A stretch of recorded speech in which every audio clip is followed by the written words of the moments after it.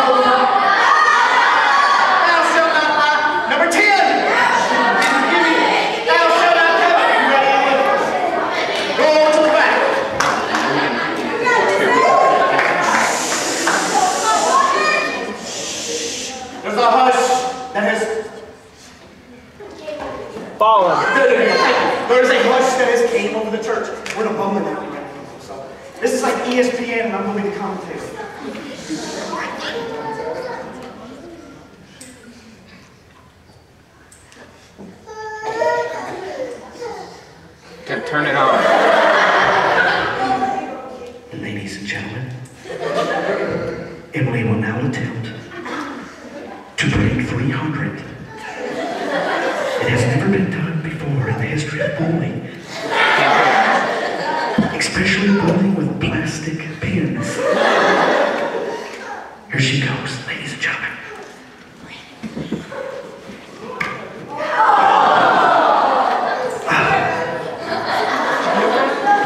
So close, but yet so far away. Alright, let's go. So we're going to see in just a minute. We're going to see if Emily can pick up the spare. You told me you would help me a while ago, right? Me too. Alright, so you're going to do the commentary for this one.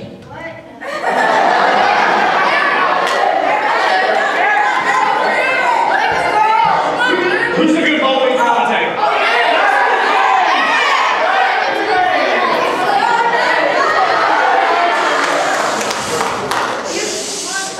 Emily, give our commentator a little bit of time here. Let's see how our commentator does. Remember, you're trying to pick up the spare. This is Matthew 3 checking in on ESPN Live Radio.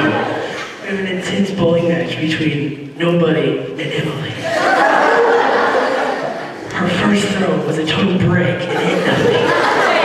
Let's see if she can at least hit one pin on her second throw. Ladies and gentlemen, please, be quiet. Turn around and look at her like this. As the crowd gives her ugly looks. The delivery! Oh!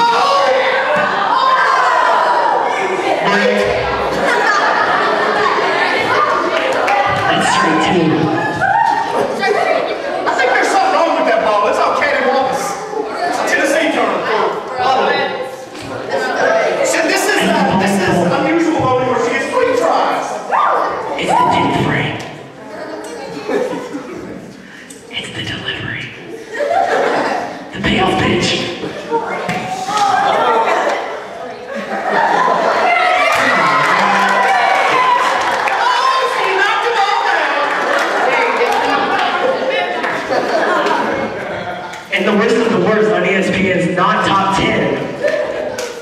the break. Emily, you did so good. I'm just going to give you a prize. Checking out. Goodbye. You did pretty good too, so I'll make you some famous goodies.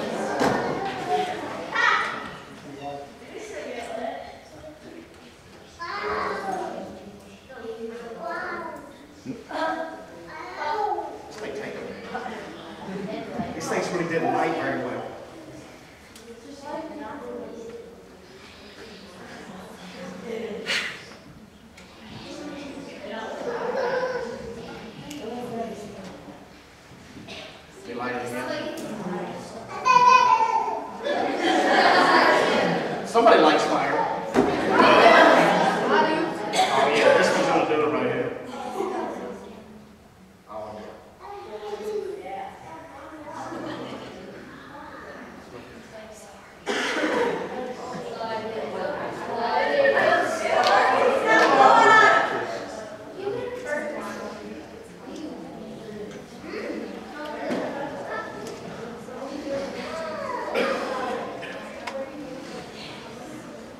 Okay, so let's see. Is that enough, you think?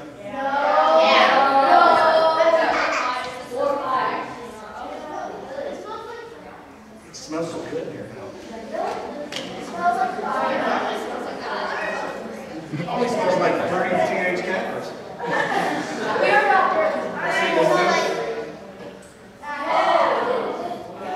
you see it? You can see it up here. You have to see it back there. It's so little, you know. But here's the deal. This is kind of disappointing, I thought, you know. I was playing with this, and I was like, man, I like to go big, you know.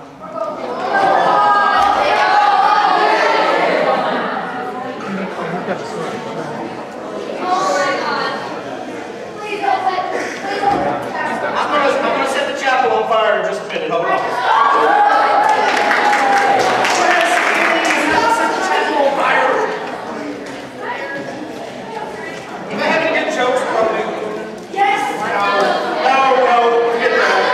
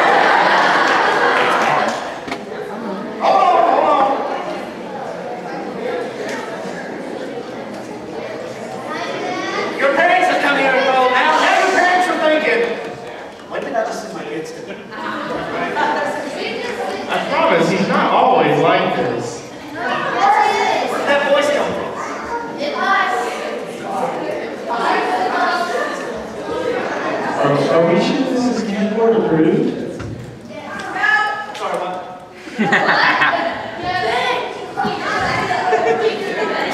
on, I smell it. It's coming.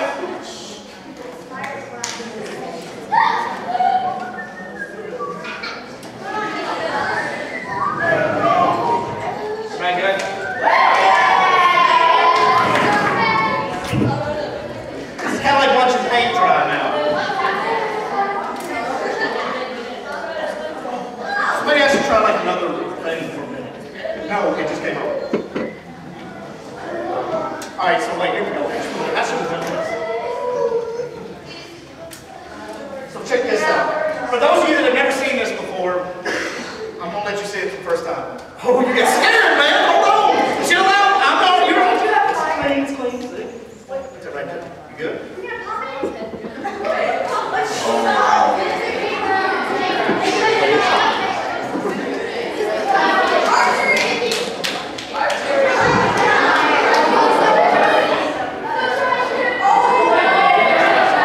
Check this out.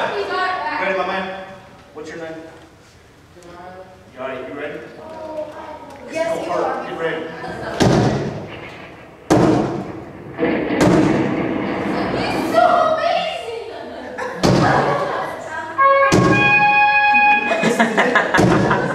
Oh, did it move? That's kind of like, I've been doing that for years, and I've been like, man, it's getting kind of old. These kids need something new. They need some little bit, spice it up a little. Check this out.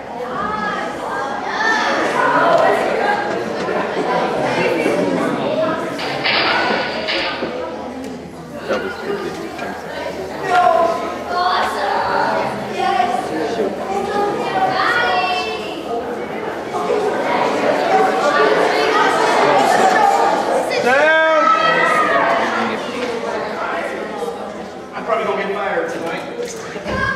I can patent this. Okay, so you ready for this? Check this out.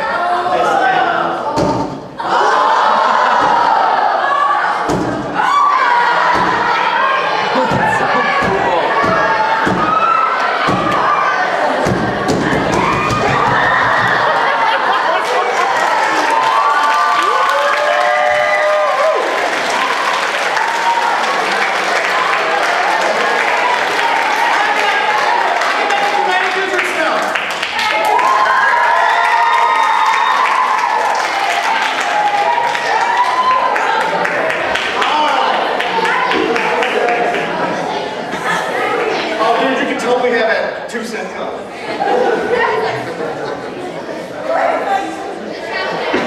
Sir, I should have asked this probably first. Smoke take tea? We good? Is it just like me cooking in the kitchen?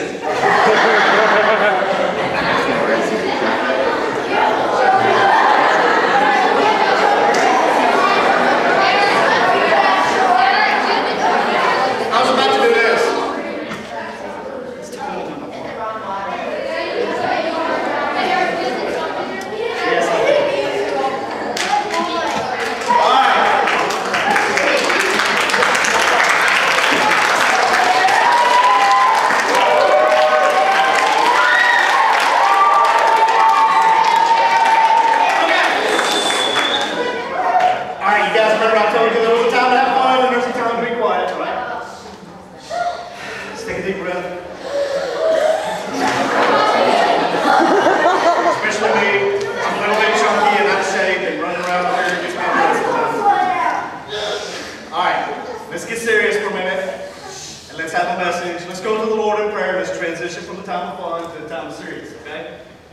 Father God, thank you for tonight. Thank you so much for letting us have fun tonight. And God, I pray that the things that I tell these kids tonight, that it's not the things out of my mouth and the thoughts out of my head, but it's everything that you want said, God.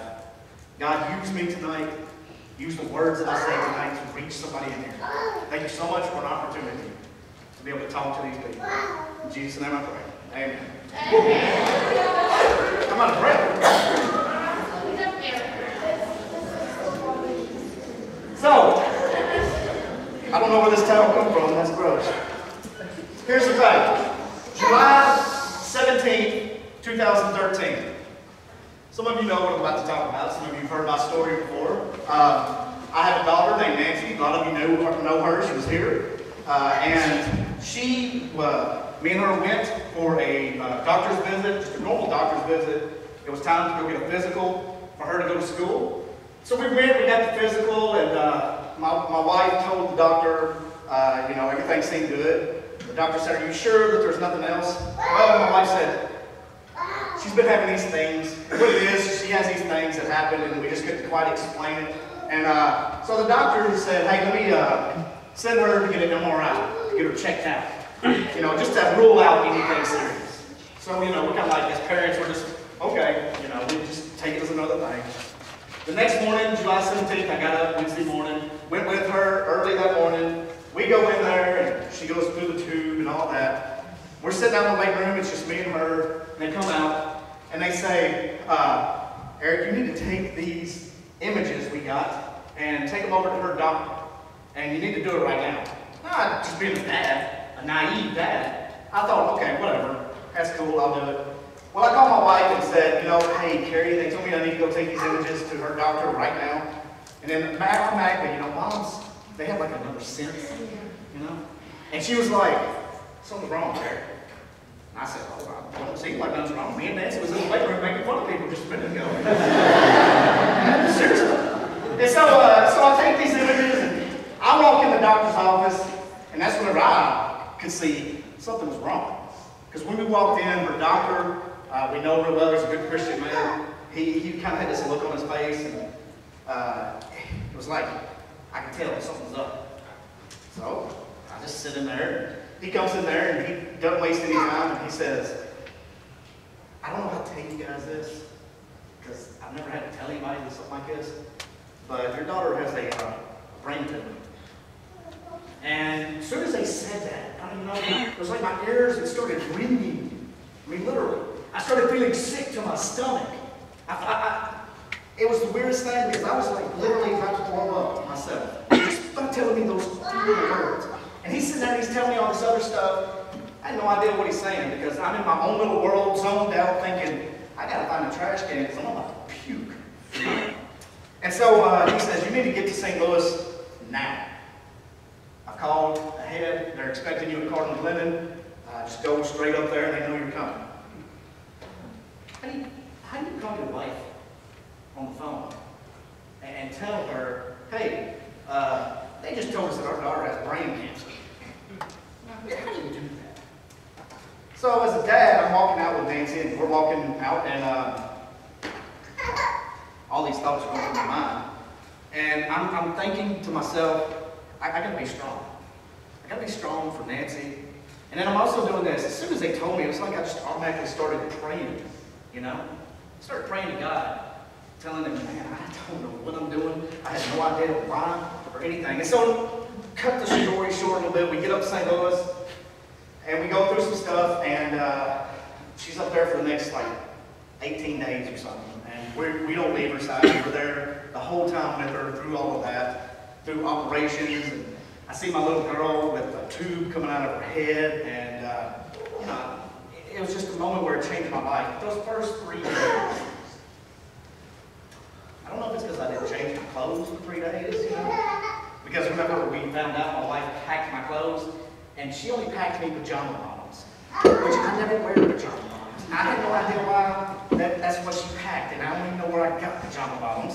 But anyway, so I didn't change. I don't know if it's because I did change my clothes or what, but those first 3 days, for me, it was a time where, man, it was some adversity going on.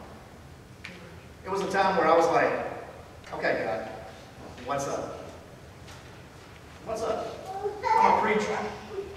You don't do this to people who do things for you. You're not supposed to do this to people who are, quote unquote, giving their life up at you. Why are you doing this to me, God?" There was a moment where 3 days I went through there, and me and God just kind of talked back and forth. Really, it was me talking, what that was. For 3 days, it was me talking to God, and me complaining to God, and me saying, "God, what are you doing to me? Why'd you put me through this adversity?"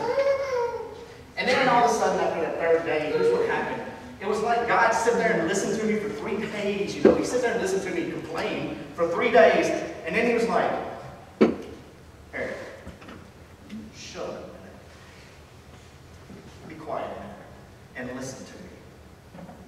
what you need to do, Eric, is you need to get in the Word that I have given you and I have provided you. And you don't need to study it for some sermon that you're going to give, but you need to study it for yourself.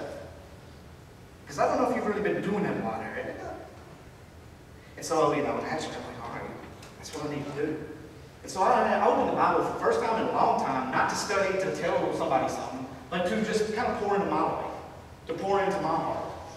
There were some different passages that came up during this, and this is what I was going to talk to you guys tonight about. We've been talking about a lot of Christian characteristics. This is the one I wanted to talk about tonight, was growth through adversity.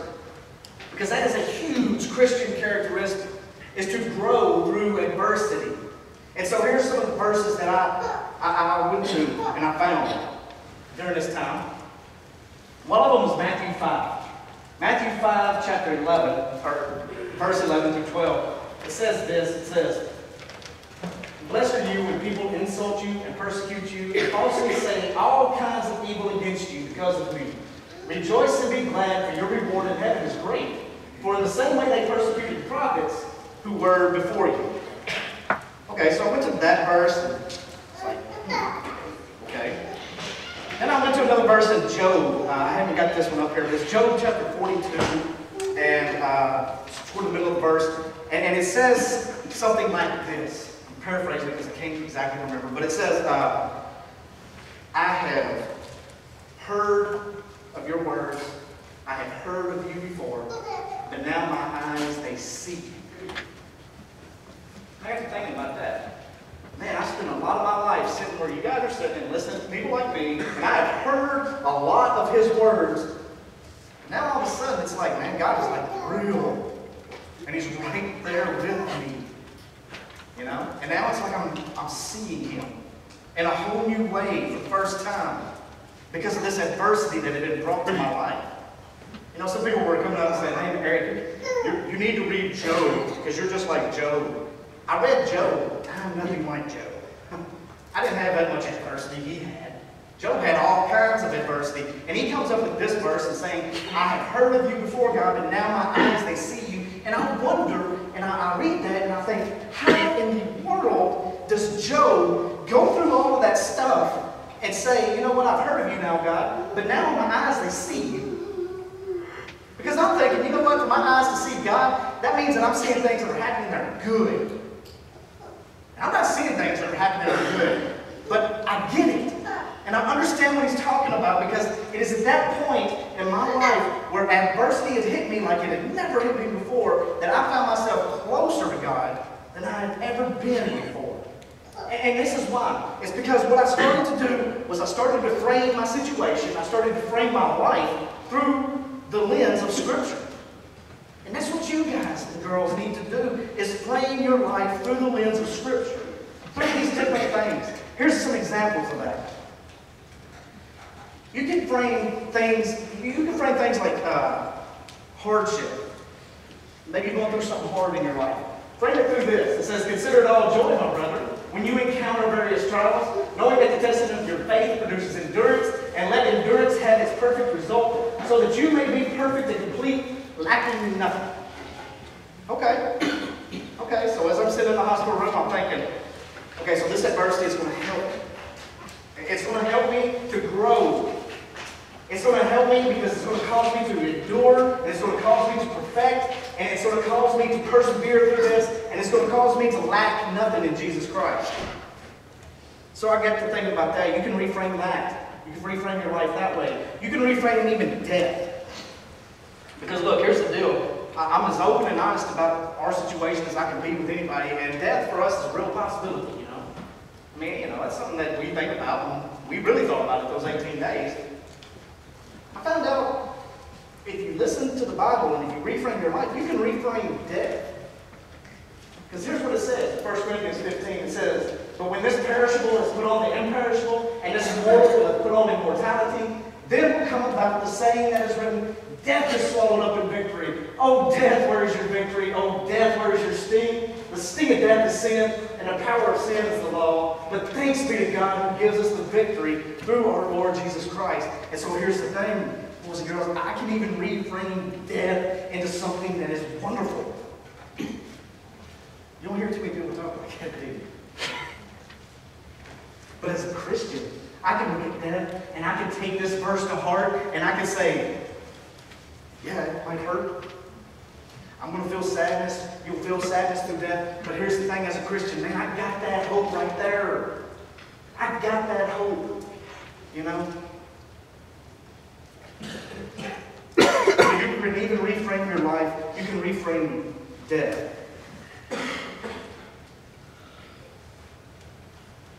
Philippians 1:29. For to you it has been granted for Christ's sake not only to believe in him, but also suffer for his sake. So there it is. That's why I didn't just have an easy life, you know. That may be why some of this has happened to me. That may be why some of this has happened to Nancy. That's why some of this stuff has happened to our families, because it's been granted to me for Christ's sake, not only to believe in Christ, you know, not only to come to church and just believe in him and study about him, but man, it's also an honor and it's a privilege to suffer for his sake. Because what that does is it goes, listen, there's no way I could get up here tonight and tell you guys how that draws you to Christ and you get that, you know? Not unless you've experienced hardship in your life before. And you went through something and you have found out that it has drawn you closer to Christ than you have ever been in your life. There's something about that. There's something about it that draws you close to Jesus. You see, verses like this, they're tough to swallow. You know, these verses are tough to swallow as Christians. They're tough to swallow as people. Paul mentions it here. He says like suffering is like some kind of favor. Like God's doing us some kind of favor whenever we go through hardships. When I was sitting in that hospital room, it sure didn't feel like a favor. There are days when I get up and it doesn't feel like a favor. There are times when I look across the room and I see my daughter and I know and I think things in my mind, and yeah, I'll be honest, it doesn't feel like a favor. But Paul is reframing it here, and he's saying, hey, look, it's almost like it's a favor to suffer for Christ. And I get that. I get that now. I get that it is a favor to suffer for Christ because, man, I'm walking side by side with him. I'm exactly where I need to be. And I'll be honest with you, I don't know if I would have been that way had this not happened. So, something weird is about to come out of my mouth that doesn't make sense to the world. I'm almost glad this has happened. I'm glad this has happened. Because if it had not happened, it scares me to think about where I would be. You know? I might be a guy who's just here tonight studying another message just to give you guys. That's it. And don't get me wrong, I did that. I studied to give it to you guys, but man, I am so full of Christ right now. I love it. I love the place where my life is right now. I absolutely love the place where my life is right now. My life is in so much better place than it was 2 years ago. Because I've grown through adversity. You see, it's hard to admit that God uses adversity to expand his capacity to serve you. That's hard to admit that he does that. And sometimes I think, well, okay, you know, Paul was probably like a lot of preachers. He's probably like me sometimes. He just says things, but really, you know, I say things sometimes, and sometimes I say the things, but then I think, boy, I sure hope I don't ever have to really back that up, you know. And so I think maybe, okay, well, Paul was probably saying this here, and he was probably just saying that, you know, what is granted for Christ's sake, not only to believe in him, but also suffer for his sake. Maybe that's just what Paul said to make somebody who was going through something bad feel better. You know, I don't know, did Paul really live that? I come to this story. The crowds rose up together against them, and the chief magistrate tore off the robes and off them, and they proceeded to order them to be beaten with rods. And when they had struck them with many blows, they threw them into prison, commanding the jailer to guard them securely. And he, having received such a command, threw them into the inner prison and fastened their feet in the stocks. That's Paul and Silas. The same guy who said, you know what, it's an honor to suffer for Christ. And it was the same guy who I read previously, and I thought, okay, well maybe Paul's just saying that. I'm now seeing Paul live that. Paul lived that. And I think to myself, you know what, had this been Paul and Eric, you know, let's get Silas out of the picture for a minute. Had this been Paul and Eric, what would I have done? Okay, so they beat me, and they put me in jail, and they caused these guards to securely guard us, and they put me in chains, and they sit me and Paul in jail. Eric would have started going, why? Why me? Why does this always happen to me? Why did this happen? Paul, what are you smiling at? That would have been me. That's not what they did. You see, what they did is they reframed. They reframed their situation. Because here's what they did. It says about midnight, Paul and Silas were praying and singing hymns of praise to God, and the prisoners were listening to them. What? Are you kidding me? They just got beat down, and they're now praying, and they're singing? I would have been singing, but it would have probably been like some Metallica song, you know, it would have been something crazy. I would have just been so mad, you know? But they're singing hymns, and they're being a witness to those who are beating them. Because they reframed their adversity. They started to worship. And that's the thing I found out. Is that whenever you're going through hard times, boys and girls, when you're going through struggles in your life, that's the best time to start worshiping God. That's the time when you can start getting closer to God than you've ever been before in your life. See, we need to stop focusing on our circumstances. We need to stop focusing on what's wrong with our circumstances. And we need to start focusing on what's right with God. Start thinking about that. Quit focusing on everything that's wrong. Quit focusing on everything that's wrong with the world, everything that's wrong with your life, and start focusing on what's right with God. I'll tell you what's right with God. You know, man, this right here, it doesn't get any more right than this. For Him to send His Son, Jesus, to die for sinners like us that don't deserve it, that's what's right with God. That's a God that loves us unconditionally. That's a God that loves every one of you in here, no matter what you look like, no matter what your age is, no matter what anything is about you, no matter what your background is. That's what's right with God. And so Philippians 4:8 says, finally, brethren, whatever is true, whatever things are true, whatever things are honest, whatever things are just, whatever things are pure, whatever things are lovely, whatever things are good report, then if there be any virtue and if there be any praise, think about these things.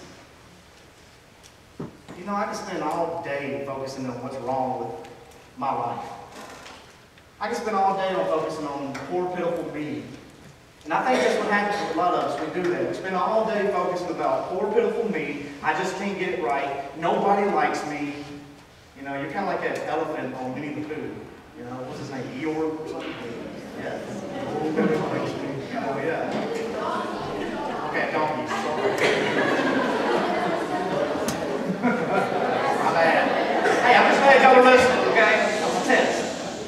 But you can be like that donkey on Winnie the Pooh. You can just focus on everything and you can walk around with this cloud over your head. Or you can take that adversity and you can cause it to draw you closer to God.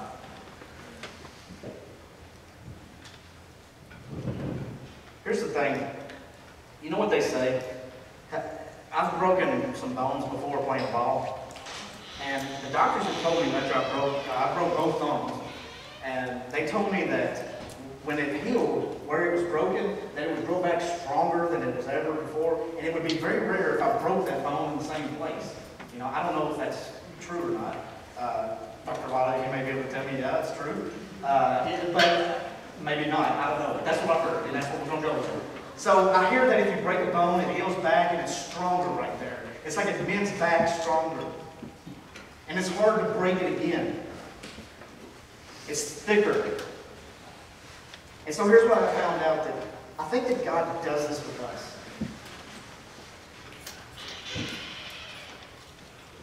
I think that God breaks us sometimes because He needs us to come back stronger.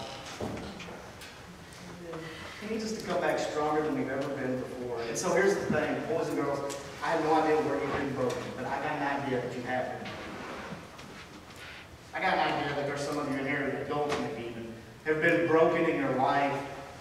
And maybe here's what you're doing is you're walking around and you just keep walking around in this sling, you know, and not letting it heal, and you just keep complaining about it. But one good Christian characteristic is this, is to start worshiping God. And whenever you start worshiping God, what you'll find out is that brokenness starts to heal. It starts to heal. And man, you come back stronger than you've ever been in your life. Because here's the deal. Some of us have, in our life, fractured pride. Some of us in our life have had fractured lust in your life, you know. Maybe it's the fracture of anger in your life. And you're walking around and you're thinking, man, I just can't heal from this. But maybe it's the fact that God has just broken you down to build you back up. See, that's what the business of God's in. Because we end up stronger than we've ever been. The pain you're experiencing right now, get this, boys and girls, it can be used by God in a mighty, mighty, mighty way. Maybe you're going through something at home right now in your life. And whenever you get to be old like me, you might be able to use what you're going through right now to glorify God in a way that nobody else can. Because you're going through it. But our society has taught us this. Our society has taught us things like we want to be smart without doing the homework, you know.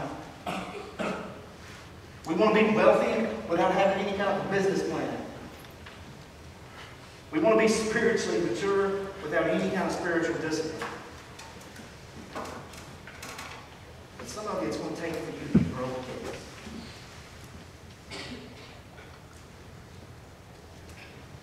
Oftentimes, a life that we live with the least resistance in it leads to a life with the least amount of fruitfulness in it. That's where I was at, I think. I think if I wasn't broken in my life, then I wouldn't have had a lot of fruit in my life, you know. But I'm excited to see all the fruit is that I got now. Because see, here's the thing. I was broken in. And I found nowhere else to take it to but good grows. It's the only place I found to take it. So there's some of you in here tonight, adults, kids, all of you in here. There's some of you that needs to take that brokenness to the cross. I got some stuff here. I don't want Dustin, you can pass some of these.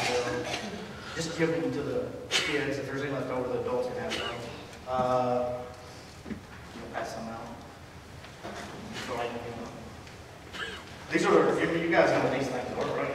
Like the glow sticks. Here's the cool thing about these glow sticks. You see, these glow sticks, hey, don't break them until I tell you.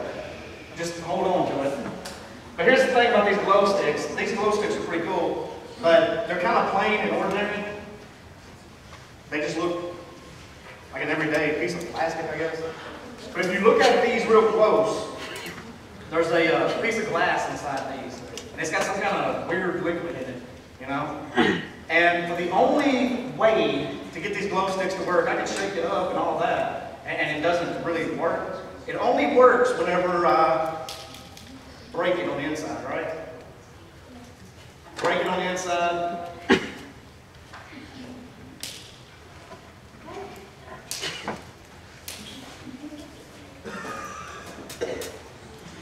That's the only way to get these things to work. And I want you to notice something about these.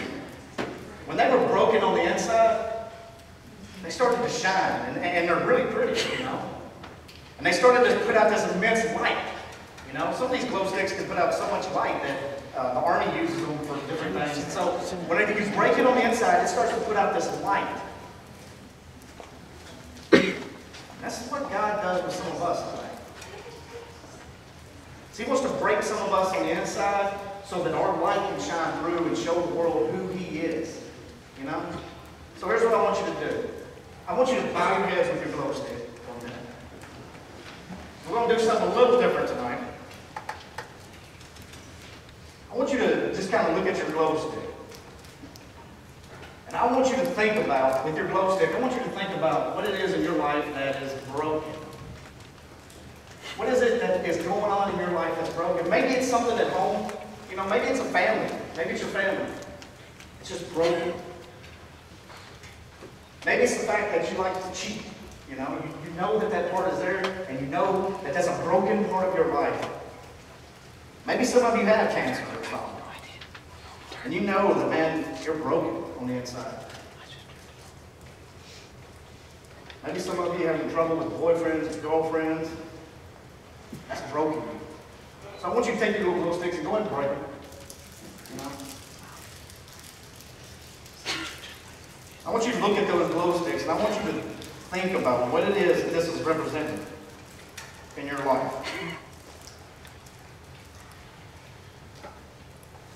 What is it that's broken in your life? And if it's been broken in your life, I want you to think about how that light's shining through that glow stick right now, how that you can use that to shine for Christ. How that you can use the brokenness in your life to make Jesus seen. Here's what I'm going to do. We'll do something a little symbolic tonight, you know. With this cross up here, you guys can look at me now. With this cross up here, if you want to tonight, because here's what I had to do. When my life was broken, I had to take it and I had to put it at the cross. You know? I had to lay it all at the cross. And so when Judson starts the music tonight, and we all stand and we all start singing, if you feel like you want to bring your glow stick up here and just lay it at the foot of the cross, you know. Maybe you just want to lay it at the foot of the cross and you want to go back to your seat and sit down. That's cool. Maybe you want to lay it at the cross and you want to sit here and you want to pray about it. That's cool too, because the counselors will be more than happy to come up here and listen. But as we sing tonight, I don't want you guys to start thinking about, man, what's going on next? I can't wait till I get to the canteen. I'm so hungry. I'm so thirsty. I want you guys to take a minute and think about it. What is broken in your life? And what is it that you need to bring to the foot of the cross and lay it at Jesus' feet so that His light can shine through your life? So that you can be walking so close with Him and that people look at you and they say, man, there's something different about that person. They're going through something bad, but look at how they're shining. I want you guys to do that tonight, all right? So, with every head bowed and every eye closed, I'm going to close this part of the service in prayer. And like I said, when the music starts, if you'd like to, you can come up here and you can just lay your glow stick at the foot of the cross, and that can represent what it is that's broken in your life. If you want to, you can come lay your glow stick at the foot of the cross, and you can stop and you can pray at the altar, and the counselors will be more than happy to help you out. You guys have that opportunity tonight to just lay it there and leave it. And then start to use it to shine for Christ. Let's pray. Father God, thank you for tonight. Thank you so much, God, for breaking my life. God, it scares me to death to think about where I would be without you. I know where I'd be without you. I'd be nothing. God, I pray that there's people in here tonight that know that they need to be broken, that the things that have made them broken, there's an opportunity now to let you shine through them.